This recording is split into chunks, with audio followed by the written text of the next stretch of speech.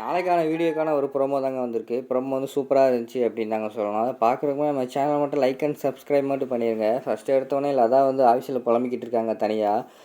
என்ன இது பாரதி இந்த நேரத்தில் பார்த்து ஃபோனை வச்சுட்டு போயிட்டாள், இந்த நேரத்தில் இப்படி ஒரு ஃபோன் வந்துருச்சே அப்படிங்கிற மாதிரி புலம்பிக்கிட்டே இருக்காங்க. அந்த நேரத்தில் வந்து ஆதி வந்து ஆஃபீஸில் வந்து என்ட்ரி கொடுத்தாரு. என்ட்ரி கொடுத்தவொடனே லதாவை பார்த்துட்டு, என்ன லதா ஆஃபீஸில் தனியாக நின்று புலம்பிக்கிட்டு இருக்கீங்க, வேலையை பாருங்கள் அப்படிங்கிற மாதிரி சொன்னோன்னே, இல்லை சார் நீங்கள் பாரதி வந்து பேங்க் அனுப்புனீங்களே அப்படிங்கிற மாதிரி சொன்னோன்னே, ஆமாம் அப்படிங்கிற மாதிரி சொல்கிறாங்க. ஆமாம் ஆதி அவள் வந்து ஃபோனை வந்து மறந்து வச்சுட்டு போயிட்டா.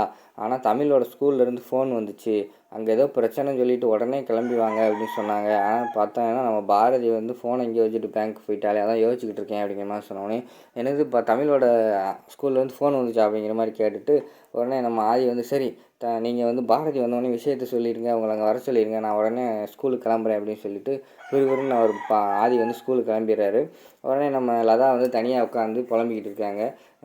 பாருமே எம்டிஏ சாருக்கு இப்போ தமிழ் மேலே எவ்வளோ பாசம்னுட்டு, இங்கே ஏகப்பட்ட வேலை இருக்குது, அவளை வேலை இருந்தும் தமிழ் ஸ்கூல்லேருந்து ஃபோன் வந்துச்சு சொன்னோடனே எல்லா வேலையும் போட்டுட்டு போயிட்டாரு, எவ்வளோ பாசமாக இருக்கார் பாரு அப்படின்னு சொல்லிட்டு அவங்க நினச்சிக்கிட்டு இருக்காங்க. சரி நமக்கு புரிஞ்சு என்னாக போகுது, இது வந்து புரிய வேண்டியவங்களுக்கு புரியணும் அப்படிங்கிற மாதிரி சொல்லிட்டு நின்றுட்டு இருக்காங்க.